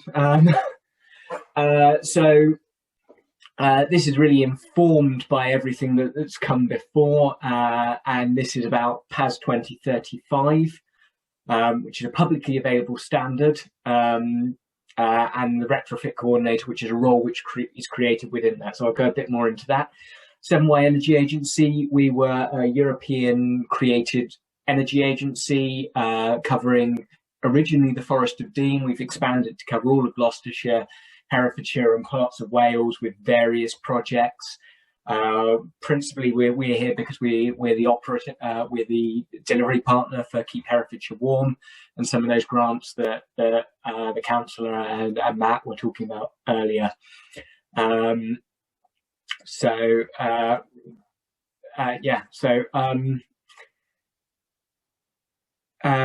yeah, we just skip along. I hope everyone can see things. So PAS 2035 2019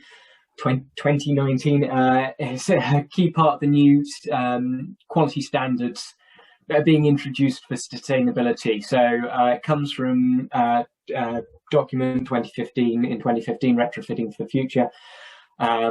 and it's looking to sort of improve and change the way that we approach retrofit. And it's a big thing. It's really big in the in our sector, where we're dealing with a lot of people in fuel poverty, because a lot of the money is coming from government funding. And from April, publicly funded retrofit works will have to be PAS 2035 and PAS 2030 2019 compliant. What does that mean? So if we can skip on to the next slide.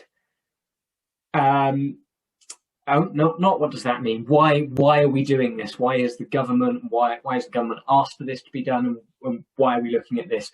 So I've picked one example. So we've heard mention of CES for the Community Energy Saving Programme. This was about 200 small terrace houses built in 1900 in Preston.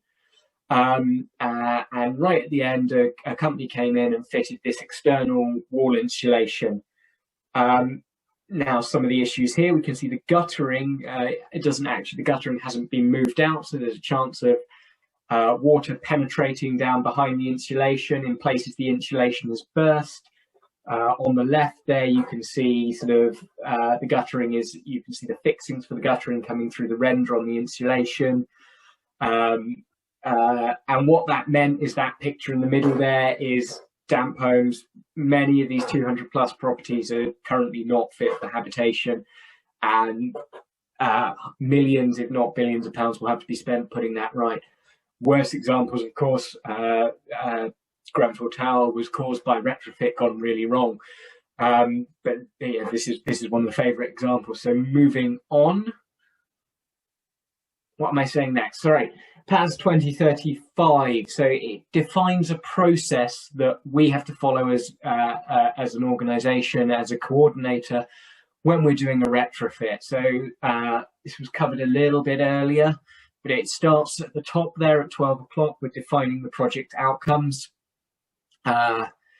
From that, so that's defining project outcomes. What does the owner, the occupier or the landlord want to achieve from the project? We then do a risk assessment of all those measures, and we look at where measures might clash. So, for instance, where doing one thing may stop you doing another, or may interfere with another, or might make something worse. So it's about identifying those places where retrofit can go wrong.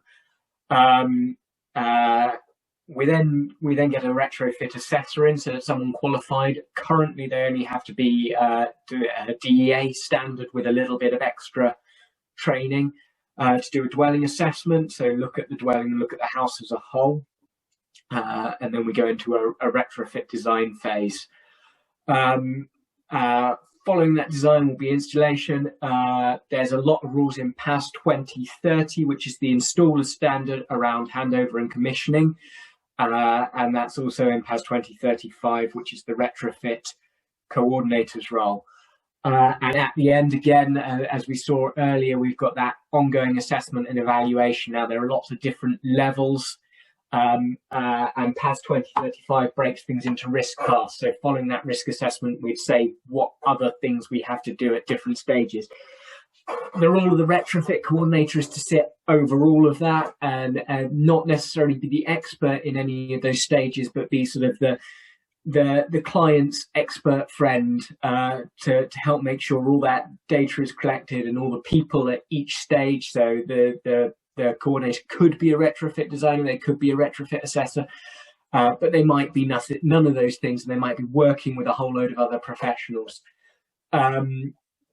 PAS 2035 has principles. We've seen some of these already as well. So they've got to be professionally accountable. It's all about the whole house. So single measures, and I've given an example of single measures. I'm in a 1970s house. We've got a small amount of roof on our top floor, a small amount of sloping ceiling, which hasn't been insulated, but our loft's been done to 300 mil. We moved in September, and that results in condensation on the uninsulated flat roof and the eaves in our house, and that's an example of single measure done wrong. So projects are all bespoke, so we don't go in and go, we're going to do 1,000 houses in external solid wall insulation. We're going to look at each of those houses, and we've got to do that to conform to the PAS 2035 standard. It's fabric first, build tight, ventilate right, and there's quality assurance throughout. I think that's me, but roll on. That was indeed. That was indeed. Thank you ever so much. And I think we've seen some themes coming out actually from all of our speakers. Right, we actually have to finish, but there's two things I'd like to do. I'd like to ask our speakers before they go or move to the pub to in a moment give us their one takeaway message, or the message they want us all to take away from this. And Wendy, I'd like us to launch poll 5. Maybe we can hear from our speakers while poll 5 is on its way out. Do we keep building sense going is the question. Oh no, here's the poll now. Do we have more meetings? What do you want? What can we do? How can we support people? What do you want to know? So please, I think you might need to scroll down to see all these questions. I'm not sure, I do.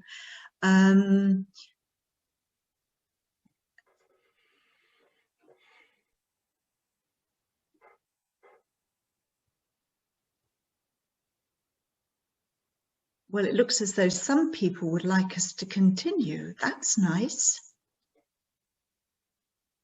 Yay, help finding builders and installers. Thank you for choosing the tricky one, everybody.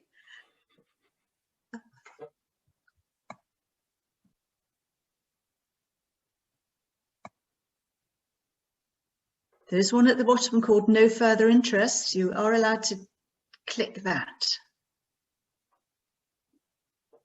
Great. When did you know? We don't know if these get stored, do we? So just in case, I will feel the need to photograph this before it disappears. Don't let it disappear. Great. And while I'm doing my photos, can everybody else see the? Everyone can see the results, I take it. Wendy, can they? Yeah, there we are. Great. Thank you. So could I just whistle around our speakers, just shout out with your, or perhaps in the order in which you spoke, the main thing that you would like us to take away.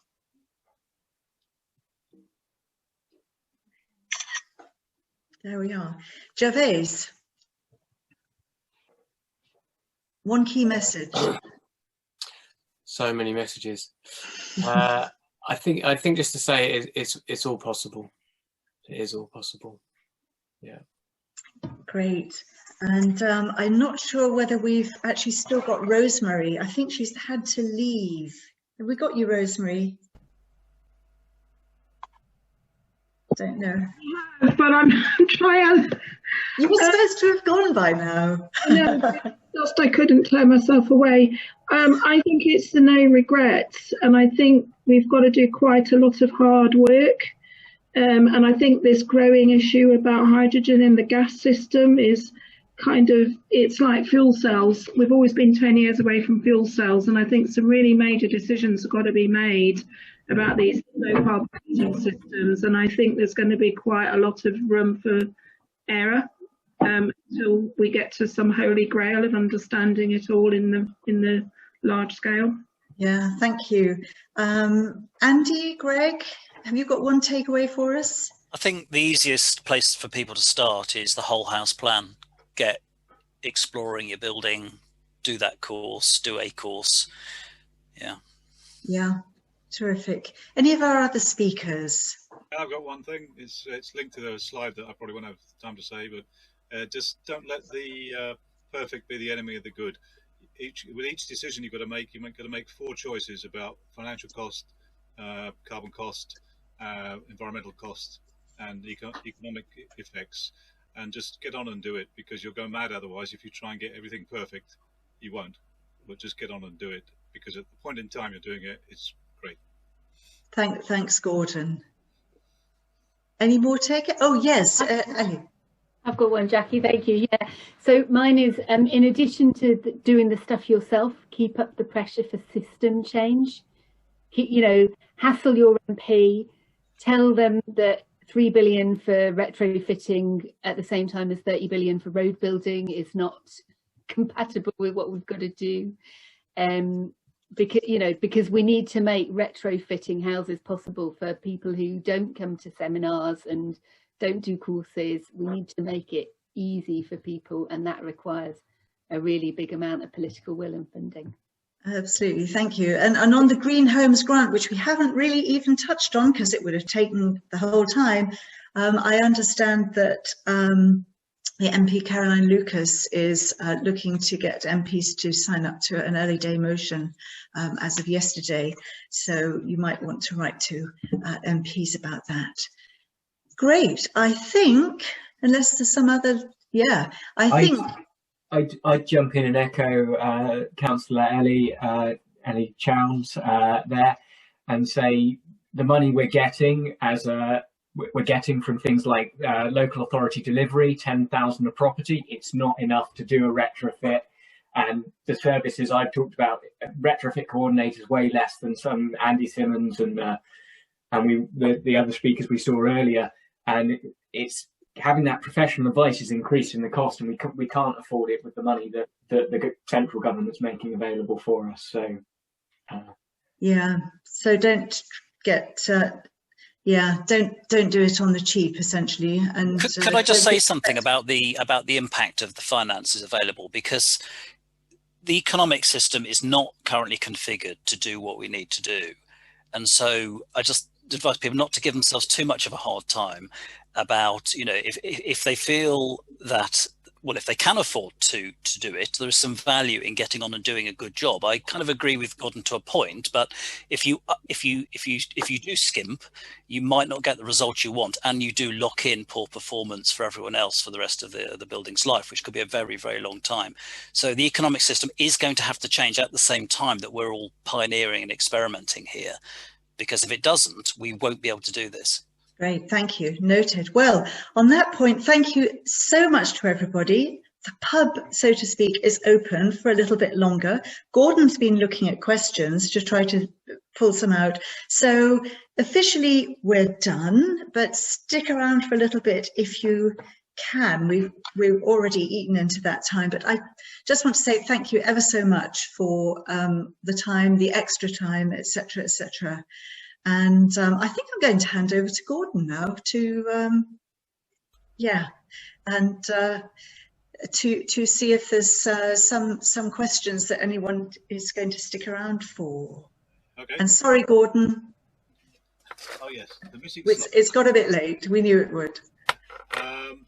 One thing, Ellie, if you're still there for a second, one question is, what can council do to make sure that house builds incorporate all the green aspects that we should do? I suspect she's gone. I think she waved goodbye and went, I'm afraid. That's a shame. There is a lot of activity on that from the council. Many of us within HGN have been involved with the council over this past year, and I know the intention, at least from a local point of view, is to really push hard on that. But I think we need more effort from a national point of view. And there's an emerging, apparently, future homes standard, which may or may not cover that off. And, there was a question earlier on about listed buildings and whether or not there are special information sets for listed buildings. And I've sent out one example on the chat, and we will have a section on that on the website. That's a really good point, and thanks for asking that, because it reminded me that we didn't have a section. So we have a couple of links though on the website, I think, that would that cover that. And we're going to have more.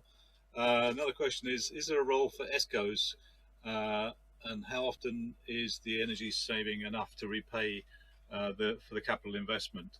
Is there a role for ESCOs? I presume that means Perry Energy Service Company. Yeah, that's right. local authority. And unfortunately, in the past 18 months, there's been a failure of the two biggest ones in the UK. So that's a very difficult area for others to venture into at the moment. I personally, I think in an ideal world, yes, there is a role for them, but I don't know what others think. Put your thoughts in the chat on that, if you have any other ideas of how that could be happening. And is it enough to save and to repel the capital investment? Well, I'll address that to Andy, if you're there. Andy, what do you think? Do you think the savings is enough to repay the capital investment? Sorry, was that a question to me about simple payback? I was typing away. Okay, savings. I like the bricks behind you, by the way. That's good. Oh yes, lots of little samples of pieces of people's building. I think some of the Straker stuff is there actually. Savings. I think savings can be overstated. It depends which software you use and who's doing the calculations. They can vary a bit. We've just done. We're doing several retrofits at the moment, and I'm looking at a little report we've done for somebody here, which is looking at bringing down by 2/3 their heating bill, and that's with an ACB retrofit standard level approach with a heat pump. So we're reducing their space heating bills in this bungalow with a new extension, all as a package, to about just looking at it now, about £300. £300 a year for heating, with a retrofit which is about twice as poor as an Enefit, as a passive house Enefit. So it's quite challenging. The moving to the heat pump, at 16p a unit, as opposed to just over 4 for gas. So in terms of simple payback, it can't. But if you look at lifetime costings, like the Green Treasury, the Treasury method for public investments, public infrastructure, it looks better. But it still can be quite challenging to make a straight economic case for these sort of things, really. It's and yet we can find money for other things, So, if you follow modern monetary theory, which explains more clearly how the money system works, it kind of a lot of these problems fall away. It's a political choice. We can create money and we can put it where we want it to go, and manage the system to manage inflation and so on. So there's actually not a real problem if you zoom out. It's just it's a political choice. And to Andy, can I jump in, Gordon, and just ask, do you think it's also a matter of looking at co-benefits? If you value if you put money value against the co-benefits, whether it's avoided National Health Service costs or whatever it is, there are a whole range of co-benefits. Yes, the sums change quite dramatically, and Connexus will be doing different financial appraisals than a private homeowner. We had a lot of conversations with the Strakers about this, because I had to say, well, we're not magicians, we can't make this sort of thing cheaper, we can't make it cheaper. Either don't do so much, or and I always feel very guilty about it, but it's not our fault. Yeah. Thanks, Andy. Yeah, that's very sensible comments, I think. I think overall the co-benefits need to come out in terms of additional funding. But even, I've been trying to convince people to do retrofit for 15 years plus, and there is still a large cohort of people, not represented this evening probably, that are not that interested. So even if it's free to do many of the things, there are still people that don't want to do it. So it's that group that we need to address as well. Yeah, it's also, isn't it, Gordon? Isn't it partly about creating? I've had enough airtime, really, about creating the desire. Isn't it about creating the desire to have this and what it gives you? Nobody has to go around making the economic case for a new kitchen or a new shower. That's not how it works. People just want it. No one had to make the financial case for an iPad or whatever it was, the latest gadgety widgety job.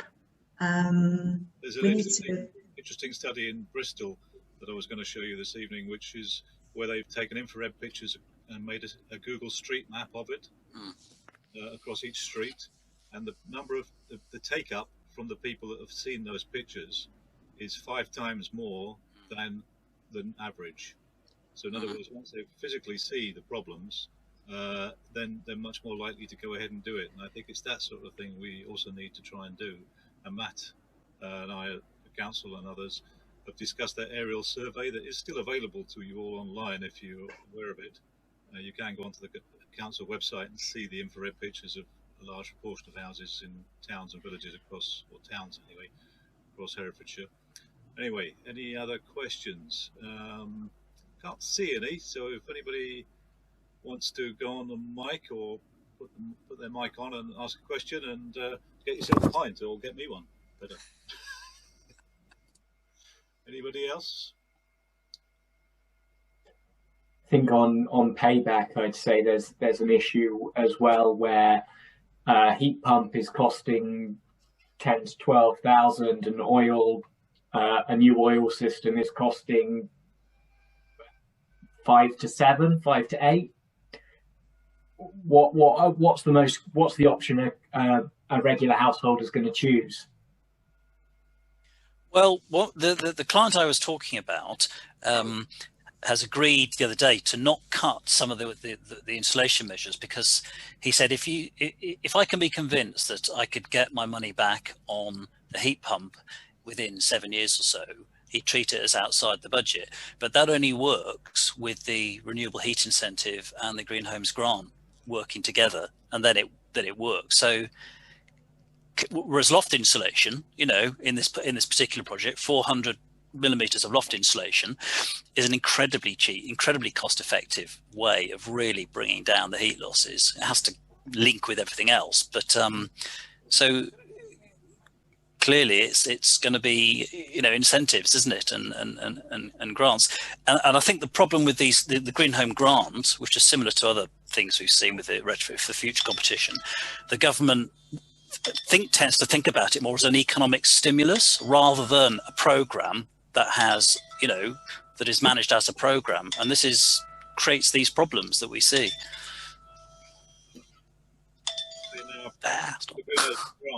A couple of last week have 168 pending cases in discussion, which is going unpaid, and so it's an absolute ridiculous situation at the moment. They're not getting the payments through, so many contractors are deciding not to go for it in the first place. So it's anything but ideal in its organisation and implementation. So don't hold your breath, I think, unfortunately, with Green Home grants, but it may improve in the next 6 months. Yeah, I'm going to have to go, but I just wanted to endorse Jackie's comment about the people just want to do it. It's a cultural change. It's not a technology that's going to be invented and suddenly sort of take off. Builders' skills, you know, builders interacting with clients wanting something. It's a complex cultural change that we're talking about, which is why that adoption curve I showed. You know, you could imagine that that's actually going to be shunted to the right, that we won't be doing a peak retrofit until the 2070s. Now, you know, that's just may be how it is, because we've got all these old buildings. We're a sort of culture that has to change. It takes a long time to change. The implications of that is going to impact on other people, not us, you know.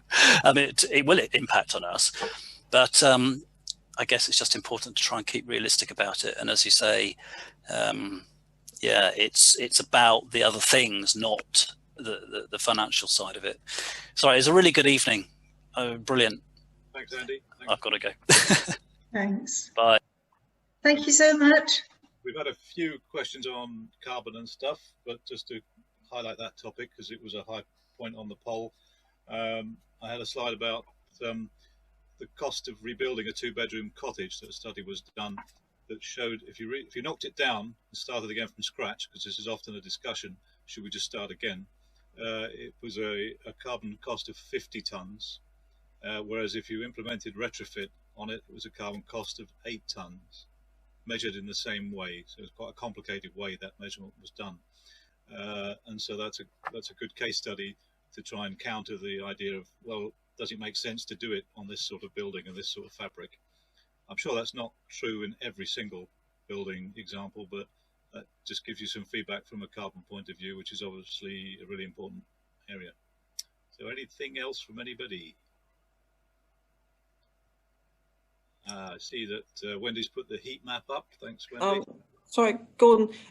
Thank you for your response about the listed building question. And I suppose what I'm sort of trying to highlight, though, is that there's a conversation, or at least in my head, there's a conversation around whether who's the client here?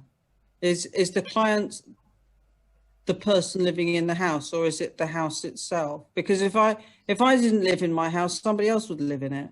It's the house that has the carbon footprint. Well, unless I just sat here wearing loads of clothes, done all heating off. But it's the nature of the building, and so maybe when we focus on fuel poverty and we sort of conflate two different things. One being people who struggle to pay to heat their house. The house itself might have quite a modest carbon footprint versus a house that's got a monstrous carbon footprint, and therefore the house should be seen as the client in some cases, or the sinner, if you like. Yeah. I think actually, Alyssa, I think you touched on something that I was thinking about. Back to the work that was done up in KLEEN, about how you actually then attach, say if you're working with a set of buildings, how you actually attach that to the building, and so that there needs to be a mechanism to do that, because that's one way of getting the uptake, really, isn't it? So it almost becomes like a charge on the mortgage or the rent or whatever. Yeah, and particularly where listed buildings are concerned, because listed buildings are, have a particular kind of set of challenges and constraints, which are for a wider public benefit, that they're part of a historic environment. I think people who live in listed buildings probably wouldn't want to rush off and get sort of UPVC double glazed windows, but it disadvantages the house, and the house might be quite a high consumer of energy. So it's also complexity there. It's also, if you think about Herefordshire and the market towns, those centres of the market towns are just about all grade 2 listed, and most of them are retail on the bottom and flats to rent on the top. And then how you go about, so then you've got people that are renting short-term rents in bad property, and look at Leinster, the EPCs of these properties are really chronic. Gordon, I don't know. Greg, were you just trying to come in on that? Well, one thing I missed, I forgot to say during my slides as part of the trust mark. So if you have a retrofit coordinator and it's all done to past 2035, it all goes via Trustmark, and so your retrofit plan is uploaded to Trustmark. And the whole idea of the design is we think about the current occupants, but we design for the future. But then I realized we were talking more about the value of the listed buildings as an artifact rather than a thing. There are things you can do, but we know there's going to be limitations. So we know we're not going to be able to meet the 80%. We're not going to be able to meet zero carbon in all homes. So what we've got to do is go above and beyond in some to allow for the ones that we're not going to be able to do it. We're not going to be able to achieve it in. But there are things we can do, but getting anywhere near an NFIT or a passive house standard it's nigh on impossible without millions at your disposal. I think that's the key for me, isn't it? It's about meeting the needs of the majority as quickly as possible, the majority of the buildings as quickly as possible, and then mopping up the rest. Brilliant. Sure. Sorry, I've got to go. Thank you. Oh, thanks, Jenny. Thanks very much. Does anybody here think it's any sense to the idea we've discussed it before in other meetings, where, like you're saying, Alyssa, with properties that are known going to be a problem, that we should encourage that the grants to help support those properties, because we want listed buildings, are there, and very much to support the owners of those buildings, improve them, and then plus the energy cost savings that the owners would experience in order to get it done. But if then owners decide not to do it because they just don't want to, because really it's a free world and it's hard to force them, then surely some form of taxation related to the EPC rating has to come in over time in order to have the carrot and stick. But I really think we should make the environment and the grants there. But so first of all, it's an encouragement. But if then that doesn't happen, and it has been my experience, honestly, that people don't care and they just go and they've got the money to pay the bills, the fuel bills. They don't care to do anything else because it's a disruption, and they don't want the disruption. So we do have to address that somehow to get this large number of properties. But I just thought I'd throw that in. Yeah, I think that's fair enough. I think if the support is there, and because back in the olden days, I would imagine in acknowledgement of the fact that if you live in a listed building, you can't do what you like with it, so you don't actually have kind of complete control over your own home. The government would pay for, if you're having your roof replaced or whatever, then in acknowledgement of the fact that you had to do it in whatever more expensive choice, that there would be some support. And I think that kind of level of thinking has to come back into the frame to support owners of these difficult houses, which are often quite bad from all these points of view of energy efficiency. But if they're not interested, if the owners don't want to do it, then yeah, for sure. Okay, thanks for that, Robin. I'd like to hear from you. You just put your hand up. Could you put it on? You're on mute, Robin. Is it? Okay, the schemes we did here in Malvern and Colwell, get my mic down a bit lower, where we thermal imaged the inside of the house and then with a blower door so that you could see the drafts coming in. So one of the things I've ticked earlier on is helping people with drafts is really important, because the level of comfort is so dependent on drafts. And you can have that when the outside temperatures aren't that low. So it makes a massive difference. That's one thing. But I think the other thing is that with a number of houses, particularly listed buildings, when we visited them, we proposed to people that they really think carefully about which rooms they live in the winter. And we had this phrase, which was retreat and defend.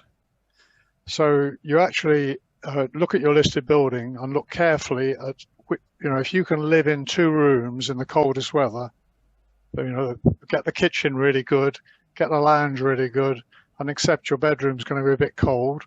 But if you've got a number of listed buildings I've lived in, there's a door at the bottom of the stairs. If you open that door just an hour or 2 before you go to bed, then you can get a bit of heat upstairs. So I think it's getting people to see that if they want to live in a listed building, they're going to have to do things a bit different. They can't have if they see it as a privilege living in a listed building. Clearly, there's some people that are living there and they're not living there for privilege. They're living there because it's what they've ended up with in some way. I think the other thing that I'm sure is going to come in to encourage people is I think we're going to have to end up with some sort of personal carbon tax, and that will push people to really think about where they live and how they get motivated. A combination of Jackie's desire, which I think is absolutely right, the sort of social standing as we go up that innovation curve, social standing that you'll gain by having a house which is better insulated, and the fact the market prices of that house will be improving, will shift things along. I think a lot of our problems are at this early stage of the innovation curve, how the hell we get started. And if we can really get started and really get things happening, then a lot of other things are going to come into play and help. My first quick thoughts, but thank you for a brilliant evening.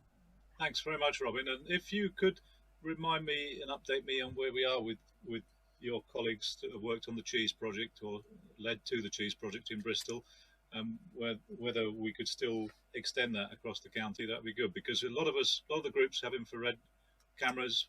We could do something, but we're not, because it takes manpower. So if anybody's interested in that, we should try and make it available. But we can talk about that afterwards anyway. Yeah, and we did in the Cllr one. We gave people a day's handyman free.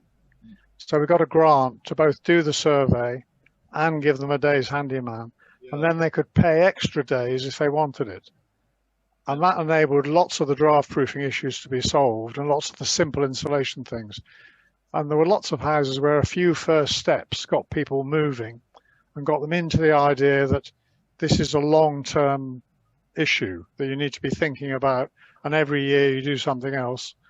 And I think linking that to the notion of a good plan, so they've got a sense of where they're going, and they're not doing things which are going to cause problems later on, is a really good approach.